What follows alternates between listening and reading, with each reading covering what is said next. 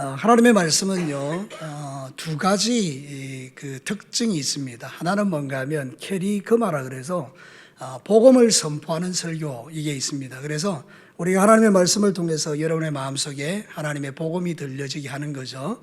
그다음에 또 하나는 뭔가 하면 디다케라는 게 있습니다. 이거는 가르치는 겁니다. 교훈하는 건데, 여러분들이 하나님의 말씀을 들을 때에 이 캐리그마와 디다케가 함께 있는데요. 지난 우리가 아침에 제가 설교했던 내용들은 캐리그마고요. 지금 오후에 선포하는 것은 디다케라고 그래요. 그래서 여러분들에게 하나님의 말씀을 가지고 가르치는 거죠. 예를 들어서 한 가지 본문을 가지고 깊이 있게 연구하고 파서 여러분에게 선포하는 말씀은 우리가 또 이렇게 캐리그마가 되지만, 이것처럼 오늘 본문을 펼쳐놓고 이 말씀을 중심으로 하나님이 받지 않는 예배들에 대해서 쭉 이렇게 가르치는 것은 이제 디다케가 되는 건데, 오늘은 디다케라는 중심으로 이렇게 하나님의 말씀을 여러분에게 선포하려고 해요. 그래서 지난주에는 우리가 하나님이 받으시는 예배에 대해서 하나님 말씀을 들었잖아요. 그래서 우리의 중심이 하나님께로 이동되어야 되고, 우리가 가치관이 바뀌어서 예수님이 최고의 가치가 되어 진짜 예배를 드릴 수 있고, 하나님을 존중하는 예배를 드려야 하나님이 받으신다, 그런 내용의 말씀들을 우리가 충분히 들었습니다. 그럼 오늘은 이제 하나님이 받지 않는 예배에 대해서도 우리가 알아야, 이런 예배는 내가 드리지 말아야 되겠다, 그런 생각이 드는 거죠. 그래서 이 오늘 말씀은 여러분에게 부정적인 이야기를 하고자 함이 아니라 역설적으로 이런 예배는 하나님이 받지 않으니까 우리가 이런 예배를 드려야 된다, 그렇게 여러분들이 이 말씀을 받아들이면 여러분의 남은 평생에 참 아름다운 예배자로 살아갈 수가 있는 거죠.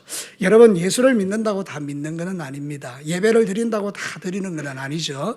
여러분이 지금도 앉아서 예배를 드리고 있지만 마음이 딴 데가 있으면 우리가 드리는 이 예배는 하나님 앞에 아무것도 계산되지 않는 거죠. 노 카운트. 여러분이 지금도 드리는 예배가 하나님과 교제가 일어나고 주님을 중심으로 딱 맞아 떨어지면 하나님 앞에 우리의 예배가 카운트 되는 거죠. 저는 여러분들이 하나님 앞에서 드리는 모든 예배가 평생에 하나님 나라의 아름다운 것들로 기억되는 예배가 여러분의 평생에 드려지게 되기를 축복합니다. 자, 오늘 읽은 성경 본문을 통해서 하나님이 받지 않는 예배가 첫 번째 뭔가 하면 멸시하는 예배입니다. 오늘 성경 한번 보시죠. 17절 뭐라고 말하고 있습니까? 같이 한번 읽어볼까요? 시작. 이 소년들의 죄가 여호와 앞에 심히 크면 그들이 여호와의 제사를 멸시함이었더라. 이 엘리의 두 아들이 홈리와 비느하스거든요. 제사장으로서 예배를 드려야 되는데 얘들은 하나님을 알지 못합니다. 오늘 성경 본문에 보면 하나님을 알지 못하더라. 그게 참 놀라운 게, 엘리가 제사장이잖아요. 그럼 제사장의 그 자녀들은 말씀으로 양육되어야 되잖아요. 어떻게 해서 제사장의 자식이 하나님을 알지 못할까요? 이거는 목사의 자녀가 하나님을 알지 못하는 것도 똑같지만 우리 모든 믿음을 가지고 있는 자녀들이 하나님을 알지 못하게 한다, 이거하고 같은 거잖아요. 그러니까 저와 여러분들이 잘못 살면 우리의 자녀들이 하나님을 몰라요. 하나님을 모르니까 예배가 재미없고 하나님께 드려지는 예배가 전혀 카운트되지 않는 거예요. 그러니까 여러분, 우리가 먼저 해야 될 일은 내가 하나님을 멸시하지 않고 하나님을 잘 예배하면 자녀들이 그 아버지 어머니의 모습 속에서 예배자가 되는 걸 보고 자식들도 예배자가 되는 거죠. 여러분, 자녀들이 하나님을 멸시하는 자가 되지 않도록 여러분 늘 눈물로 기도하시기를 축복합니다. 멸시하는 예배는 하나님이 받지 않습니다. 하나님을 멸시하는데 어떻게 받겠어요? 여러분들도 누가 인사하는데 여러분을 멸시하듯이 인사하면 그 인사 받겠습니까? 아니죠. 그러니까 여러분, 하나님은 존귀하신 분인데 멸시하는 예배는 안 된다. 두 번째는 뭔가 하면 악인의 예배를 받지 않습니다. 여러분, 요한일서 3장 12절을 한번 보겠습니다. 같이 읽어볼까요? 시작. 가인같이 하지 말라. 그는 악한 자에게 속하여 그 아우를 죽였으니 어떤 이유로 죽였느냐? 자기의 행위는 악하고 그의 아우의 행위는 의로움이라. 여러분, 가인이요, 그 곡식단을 들여서 하나님이 안 받은 게 아닙니다. 그 마음의 중심에 뭐가 있었다고요? 악이. 그래서 악인의 예배를 하나님이 받지 않는다는 거죠. 그러니까 여러분, 저와 여러분들도 늘 주님 앞에 나와서 제일 먼저 기도할 게 뭔가 하면, 하나님, 나의 마음을 보혈로 덮어주셔서 거룩하게 하시고 하나님 앞에 내가 드리는 모든 예배가 연락되게 하여 주옵소서. 그래서 시편 기자들은 늘 그런 고백을 했습니다. 그죠? 나의 마음의 묵상과 내 입술의 열매가 주님 앞에 연락되기를 원하나이다. 나의 입술의 모든 말과 나의 마음의 묵상이 주께 연락되기를 원하네. 이런 찬양 우리 많이 드렸죠, 그죠? 그러니까 여러분들 바로 그거예요. 악인의 예배는 하나님이 받지 않습니다. 그래서 여러분은 철저하게 회개하고 하나님 앞에 예배 드리는 거죠. 세 번째는 뭔가 하면 인본주의 예배입니다. 사무엘상 13장 9절을 한번 볼까요? 같이 한번 읽겠습니다. 시작. 사울은 사무엘이 정한 기한대로 이레 동안을 기다렸으나 사무엘이 길갈로 오지 아니하며 백성이 사울에게서 흩어지는지라. 지난주에도 제가 말씀드렸지만 사울왕이 이 블레셋과 전쟁할 때 제사를 드려야 되는데 사무엘이 안 왔잖아요. 근데 이때 백성들이 흩어지는 것을 사울이 본 겁니다. 하나님을 봐야 되는데 뭘 봤다고요? 사람을 본 거잖아요. 그러니까 여러분, 저와 여러분도 예배 드릴 때에 하나님을 바라보는 게 아니고 사람을 바라볼 때 이게 인본주의의 예배가 된다. 사람 좋게 만드는 예배. 그래서 여러분, 이런 예가 여러분에게 적절할지 모르겠습니다만 한번 들어보십시오. 어떤 분이 승진을 했습니다. 아주 높은 자리에 올라갔는데 목사님에게 예배를 요청했어요. 나 승진했으니까 승진 감사 예배를 드리게 해주십시오. 자, 여러분 한번 생각해 봅시다. 승진 감사 예배 드려야 됩니까? 안 드립니까? 교회에서 공식적으로. 왜 다 침묵하고 계십니까? 그러니까 목사님이 볼 때는 아닌 거예요. 왜냐하면 승진했다고 하나님 앞에 감사 예배는 그냥 가정에서 그냥 드리면 되는데 교회가 공식적으로 그렇게 예배 드리는 게 아니더라는 거예요. 그래서 이게 이제 인본주의라 생각해서 안 된다 이랬더니 그분이 그냥 마음이 상했던 거예요. 우리 그럴 수 있잖아요. 그죠? 그러니까 예배는 철저하게 누구의 중심되는 거죠? 하나님 중심.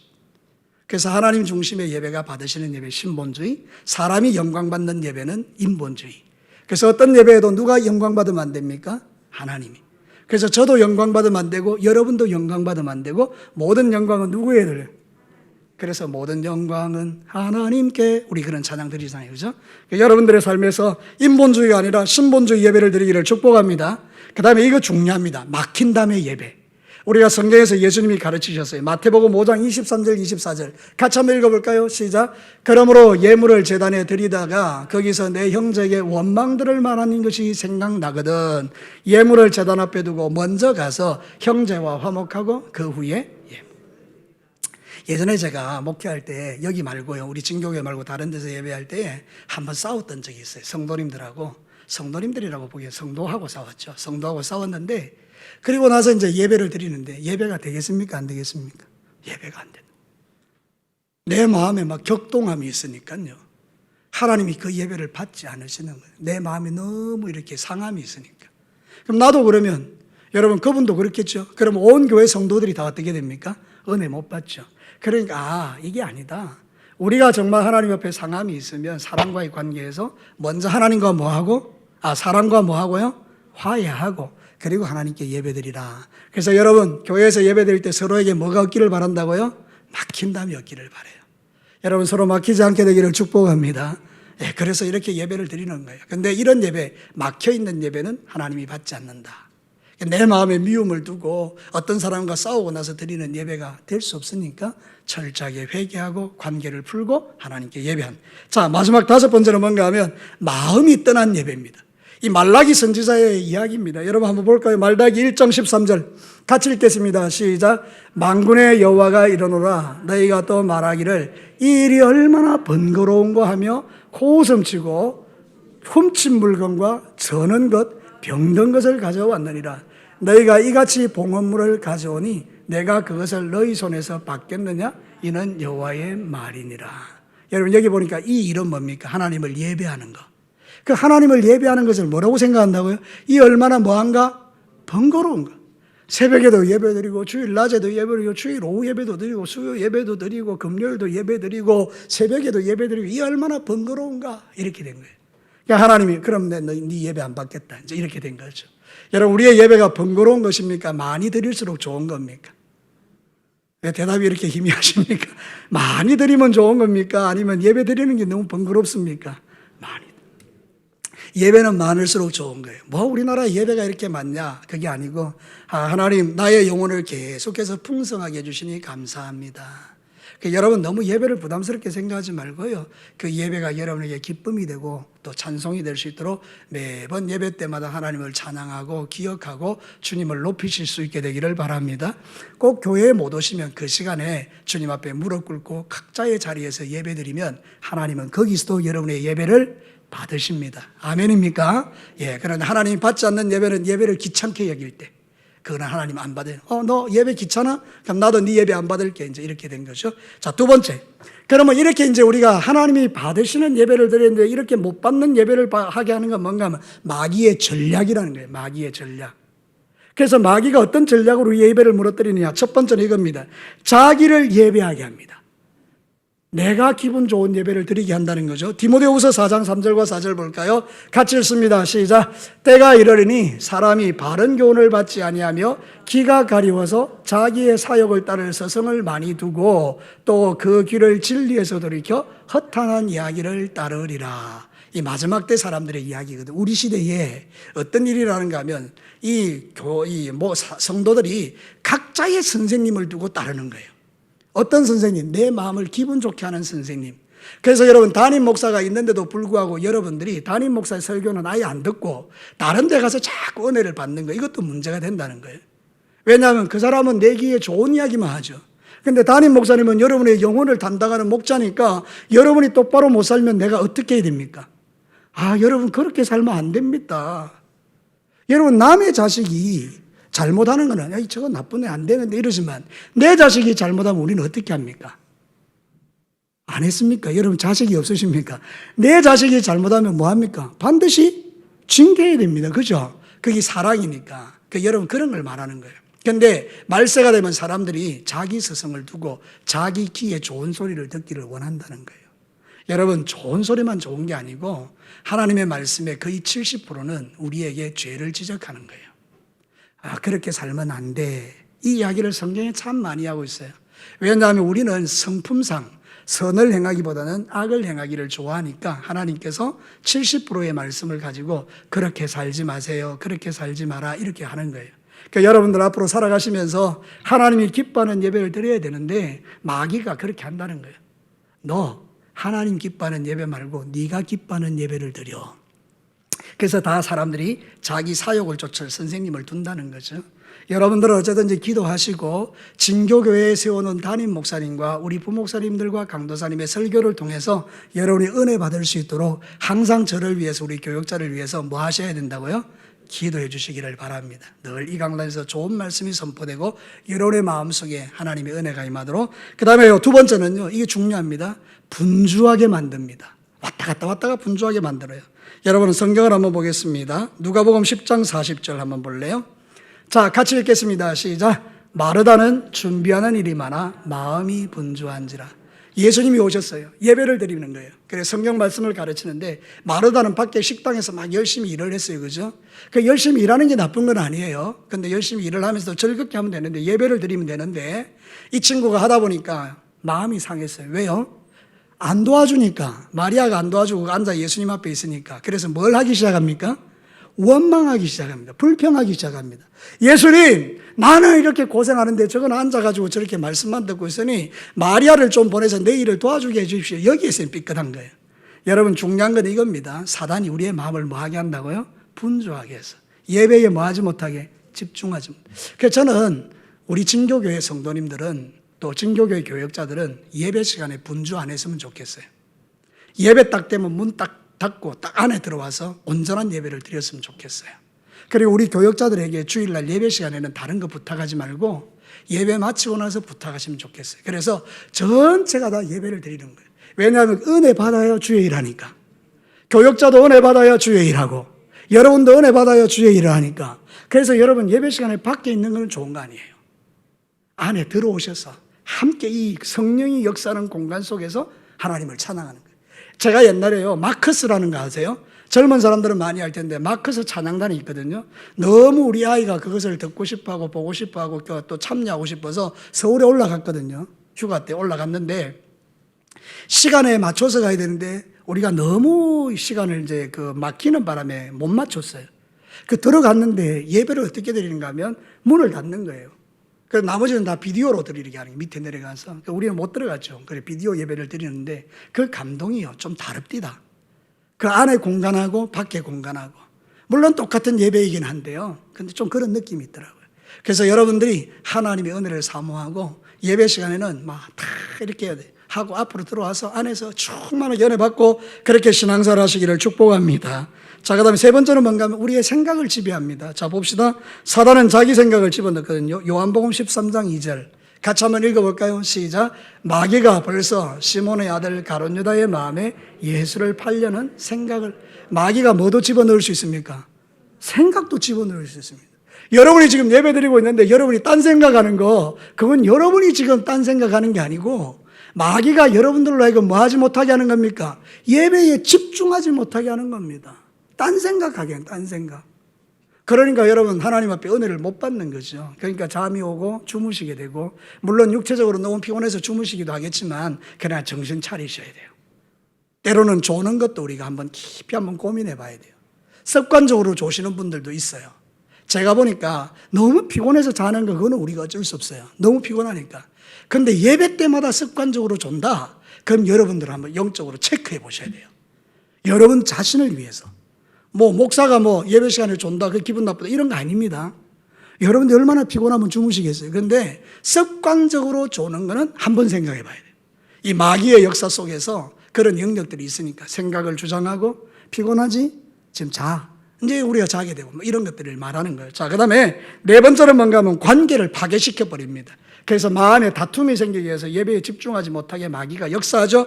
그래서 그게 에베소서 4장 26절과 27절 우리 다 같이 읽습니다. 시작. 분을 내어도 죄를 짓지 말며 해가 지도록 분을 품지 말고 마귀에게 틈을 주지 말라. 예, 마귀가 이제 틈이 있으면 들어오잖아요. 그죠? 그러니까 여러분 틈을 주지 않으려면 어떻게 해야 된다고요? 마음의 분노나 이걸 뭐 때까지 풀지 말라고요? 해가 질 때까지는 그걸 풀어라는 거예요. 싸울 수 있어요, 우리가. 성도들이요, 교회에서 싸울 수 있어요. 왜냐하면 서로 생각이 다르니까. 근데 그걸 언제까지 끌고 가지 말라고요? 해가 질 때까지. 해가 언제 집니까? 거치죠, 그죠? 짧은 시간 안에 지잖아요. 그런데 어떤 분들은요, 1년 전에 싸운 것을 언제까지 가져갑니까? 지금까지 가져옵니다. 어떤 사람은 10년 전에 싸운 거 아직도 가져옵니다. 어떤 사람은요, 한 30년 된 것도 가져옵니다. 그래서 여러분, 우리가 가끔 이렇게 말해요. 목사님 상담해 보면 목사님 이렇게 이야기해요. 그래, 무슨 이야기 합니까? 그 사람이 말이에요. 30년 전에 저한테 이렇게 했어요. 30년 전인데 아직도 생생한 거예요. 그거 너무하죠? 여러분, 언제까지 품지 말라고요?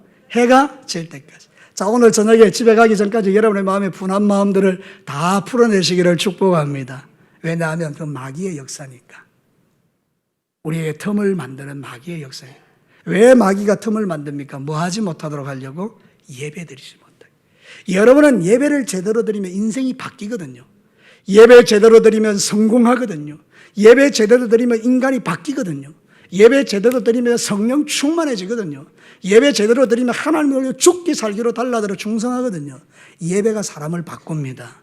저를 따라서 한번 합시다. 예배가 나를 바꾼다. 믿으시면 아멘입니다. 예배는 바꿉니다, 우리를. 분명합니다. 진짜 예배는 우리를 바꿉니다. 감격이 있고. 그래서 여러분들, 이게 마귀가 그걸 못하게 하려고 여러분에게 틈을 자꾸 주는 거예요. 그 틈이 원수 마귀가 우리를 싸우게 만드는 거예요. 싸우게. 그래서 교회 안에서 다툼이 일어날 수 있지만 빨리 풀으셔야 돼요. 자, 세 번째, 잘못된 예배의 결과. 첫 번째는 뭔가 하면 가문이 몰락합니다. 여러분 성경 볼래요? 사무엘상 3장 14절 같이 읽겠습니다. 시작. 그러므로 내가 엘리의 집에 대하여 맹세하기를 엘리 집의 죄악은 제물로나 예물로나 영원히 속죄함을 받지 못하리라 하였노라 하셨더라. 띄워놔 보십시오. 엘리가 정말 불쌍해요. 하나님께 그 귀한 직분받아 충성하고 살았는데 자기 아들 2명 홈리와 비나스가 하나님을 멸시하고 하나님을 알지 못하니까 하나님께서 엘리 제사장의 가문을 멸절시킵니다. 무엇으로도 너는 내 앞에서 이제 축복받을 수 없다. 참 마음이 안타깝죠. 여러분, 이거는 바꿔야 됩니다. 어떻게 해요? 하나님이 여러분과 여러분의 자녀 손들에게 하나님의 복이 부어지기를 주의 이름으로 축복합니다. 여러분의 자녀들에게서 믿음의 역사를 일으키는 자녀들이 많이 일어나기를 축복합니다. 위대한 하나님의 사람이 여러분의 가문에서 나오기를 바랍니다. 각자 삶의 터전에서 꼭 목사가 되고 선교사가 되어야 되느냐? 아니에요. 여러분의 각자의 위치에서 여러분의 자녀들이 멋지게 주님 섬기며 살면 그게 축복된 가문이에요. 예수 잘 믿는 자녀들이, 여러분의 자녀들이, 여러분의 손자, 손녀들이 여러분의 가문을 통해서 나오기를 축복합니다. 두 번째는 뭔가 하면 예배를 잘못 드리면요 저주를 받아요. 말라기 2장 2절을 보겠습니다. 같이 한번 읽어볼까요? 말라기 사람들이 어떻게 했더니 말라기 시대의 사람들이 예배를 번거롭다게 생각했죠. 하나님을 아주 무시하고 병든 것 저는 것 막 훔친 것 갖다 줬죠.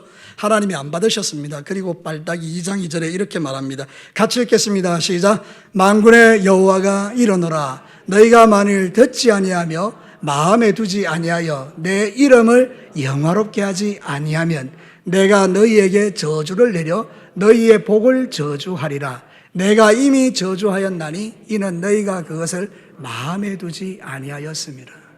하나님의 말씀이 선포되었어요. 마음에 두어야 되죠. 우리가 잘못했습니다. 회개하고 진짜 예배자가 되셔야 되죠. 근데 저기 보니까 하나님을 영화롭게 안 하는 거예요. 마음에 두지 않았던 거예요. 그러니까 하나님이 뭐를 저주하셨다고요? 복을 저주하셨다. 대단히 중요한 말입니다. 우리는 복을 받을 자들입니다. 할렐루야. 여러분들 하나님의 복을 충만하게 받으시기를 축복합니다. 그 복의 저주가 임하면 어떻게 되겠습니까? 그러니 여러분 이 예배가 얼마나 중요한지 몰라요. 우리가 드리는 이 한 시간의 예배가 하나님의 마음이 여기 있거든요. 그러니까 여러분들이 마음을 주께 드리기를 축복합니다. 마지막입니다. 마지막 네 번째로 여러분 예배 회복을 위해서 그러면 어떻게 해야 될까요? 첫 번째는요 철저하게 회개하셔야 됩니다. 우리가 예배드리는 잘못된 예배를 주님 앞에 회개하셔야 돼요. 느헤미야 1장 11절 볼까요? 같이 읽겠습니다. 시작. 주여 구하오니 귀를 기울이사 종의 기도와 주의 이름을 경외하기를 기뻐하는 종들의 기도를 들으시고 오늘 종이 형통하여 이 사람들 앞에 은혜를 입게 하옵소서 하였나니 그때에 내가 왕의 술관원이 되었느니라. 여러분 느헤미야의 기도는 회개 기도입니다. 자기의 죄도 회개했지만 조상들의 죄까지 회개했습니다. 아시죠? 1장에서 보면 느헤미야가 예레미야 성이 예루살렘 성이 불탔다는 걸 보고 하나님께 회개합니다. 나와 우리 조상들이 범죄했습니다. 회개하거든요. 그리고 나서 이 기도를 드렸더니 하나님께서 어떻게 했다고요? 왕의 술 맡은 관장이 되겠어요. 그러니까 여러분 참 중요하죠. 예배가 회복되니까 인생이 달라지는 건데요. 여러분의 모든 자녀들과 우리의 진교교의 예배가 정말 칼라가 더 풍성해지기를 축복합니다. 두 번째는요, 거룩함으로 무장하셔야 됩니다. 야고보서 1장 17절 볼까요? 같이 읽겠습니다. 시작. 온갖 좋은 은사와 온전한 선물이 다 위로부터 빛들의 아버지께로부터 내려오나니 그는 변함도 없으시고 회전하는 그림자도 없으시니. 여기 중요한 게 뭡니까? 우리에게 모든 좋은 것이 어디로부터 내려온다고요? 하늘로부터, 위로부터, 빛들의 아버지로부터 좋은 게 온다는 거예요. 그러면 하나님과의 관계가 막혀야 됩니까? 안 막혀야 됩니까? 그래서 예레미야가 말합니다. 예레미야 선지자가 너희와 하나님 사이가 죄로 가로막혀 있기 때문에 좋은 것이 너희들에게 올 수 없다, 이런 이야기를 해요. 그러니까 여러분, 우리의 죄가 하나님과 가로막혀 있으면 뭐로 풀어낼 수 있습니까? 하나님께 회개하고 그 다음에 무슨 삶을 살아야 돼요? 거룩한 삶, 변화된 삶. 회개가 중요한 것도 있지만 거룩한 삶이 중요합니다. 회개하고 죄짓고 회개하고 죄짓고 이게 아니라 회개하고 거룩해지고 회개하고 거룩해지고. 아멘이십니까? 제가 회개하고 이러면 여러분 거룩해지고 옵니다. 회개하고 거룩해지고. 아멘. 이 원리를 꼭 가지시기를 바라고요. 세 번째는 뭔가 하면 풍성하게 감사하셔야 돼요. 오늘 감사 이야기했는데요. 시편 100편 4절입니다. 같이 읽어볼까요? 시작. 감사함으로 그의 문에 들어가며 찬송함으로 그의 궁정에 들어가 그에게 감사하며 그 이름을 송축할 것. 그의 궁정이 어디입니까? 하나님의 집. 교회에 오셔서 여러분들이 감사함으로 들어가는 거예요. 하나님 오늘도 감사합니다. 예배 드릴 수 있었어. 정말 그렇죠. 예배 못 드리니까 깝깝하잖아요. 예배 드리는 게 축복이거든요. 여러분 감사가 여러분의 삶에 넘치기를 축복합니다. 그 다음에 온전한 순종과 헌신이 필요합니다. 그래서 출애굽기 32장 29절 보겠습니다. 같이 읽어볼게요. 시작. 모세가 이르되 각 사람이 자기의 아들과 자기의 형제를 쳤으니 오늘 여호와께서 헌신하게 되었느니라. 그가 오늘 너희에게 복을 내리시리라. 레위 지파에 대한 이야기예요. 원래 레위가 시므온과 함께요, 그 야곱의 아들이었는데 그 자기 여동생 디나가 세겜 추장의 아들에 의해서 강간을 당했을 때 속여가지고 가서 할례를 시켜놓고 가서 다 죽여버렸잖아요. 그죠? 그래서 레위와 시므온이 하나님의 저주를 받는데요. 여러분 출애굽하고 난 이후에 이제 이스라엘 백성들이 시내산에서 우상을 섬겨, 금송아지 우상을. 그래서 하나님이 급히 내려가라 그래서 모세가 내려와서 돌판을 깨뜨리고 난 다음에 이런 이야기합니다. 누구든지 여호와께 헌신된 사람은 나와라. 그리고 저들을 죽여라. 그랬을 때 레위 지파 사람들이 칼을 차고 나와서 이 이스라엘 지파의 죄악을 도려내기 시작합니다. 거룩하게 만드는 일에 쓰임을 받죠. 자기 형제와 자기 아버지를 죽이기 시작합니다. 끔찍하죠. 그런데 여호와께서 그러는 거예요. 네가 헌신되었다. 그게 뭔 말인가 하면 말씀을 삶으로 적용한 거예요. 하나님의 말씀이 선포되었어요. 뭐라고? 이 이스라엘 공동체에서 죄를 제거하라. 그들을 죽여라. 그랬을 때에 이 레위 지파가 나가서 그 일을 한 겁니다. 그랬더니 하나님께서 거기에 복을 주셨다는 거예요. 여러분, 하나님의 말씀이 선포되는 예배는 예배로 끝나는 게 아니고 반드시 일주일 동안 삶의 결단으로 나타나야 됩니다. 이게 정말 중요합니다. 우리는 지금까지요, 예배 때 은혜 받고 거기서 끝나버렸어요. 그게 삶에 적용이 안 되는 거죠. 근데 여러분이 만약에 이 예배를 배우고 나서 삶에 적용하기 시작하면 하나님의 복이 임합니다. 오늘 여러분 오전에는 뭐 하라 그랬습니까? 감사하라 그랬죠. 여러분의 삶에 감사가 넘치면 이제 복이 임하는 거잖아요. 결단했으니까. 오늘 여러분에게 뭘 지금 가르치면 하나님이 싫어하는 예배 드리지 마라. 하나님이 기뻐하는 예배를 드리려 했으니 그 정도 적용하면 이제부터 여러분의 삶에 뭐가 임하는 겁니까? 하나님의 복이 임하는 거죠. 믿으시면 아멘입니다. 마지막 5번째입니다. 신본주의입니다. 하나님이 기뻐하는 예배를 드려야 됩니다. 사람이 아니라 하나님이 기뻐하는 예배. 그래서 히브리서 11장 6절입니다. 같이 한번 크게 읽어봅시다. 시작. 믿음이 없이는 하나님을 기쁘시게 하지 못하나니 하나님께 나아가는 자는 반드시 그가 계신 것과 또한 그가 자기를 찾는 자들에게 상 주시는 이심을 믿어야 할지니라. 믿음이 없으면 하나님을 뭐하게 못한다고요? 기쁘시게 못해요. 하나님을 찾는 자는, 예배하는 자는 하나님께 믿음을 가지고 나아가야 되는 거예요. 하나님은 반드시 계십니다. 이 자리에 계십니다. 여러분 안에 계십니다. 그 하나님을 존중히 여기고 하나님 앞에 멋진 예배를 통해서 여러분도 복을 받지만 진짜 중요한 것은 이 예배가 여러분의 대를 이어야 돼요. 이 예배가 여러분의 자녀들에게 영향력을 줘야 돼요. 여러분의 자녀들이 예배를 안 드리는 모습을 여러분은 안타까워해야 돼요. 눈물 흘리며 가슴을 치며 통회하며 하나님, 우리의 자녀가 예배드리지 않는 것에 대해서 하나님, 나는 정말 마음이 아픕니다라고 주님 앞에 나아가셔야 돼요. 하나님은 여러분의 눈물을 보시고 우리 진교회 다음 세대들 예배를 회복시켜 주실 줄로 믿습니다. 그래서 여러분들, 우리 진교회는 한 명도 하나님의 저주 아래 있지 않고 다 풍성한 축복을 해서 예배 때마다 은혜 받고 변화되어서 여러분의 삶에 놀라운 하늘의 복이 임하시기를 주님의 이름으로 축복합니다. 우리 같이 한번 기도합시다.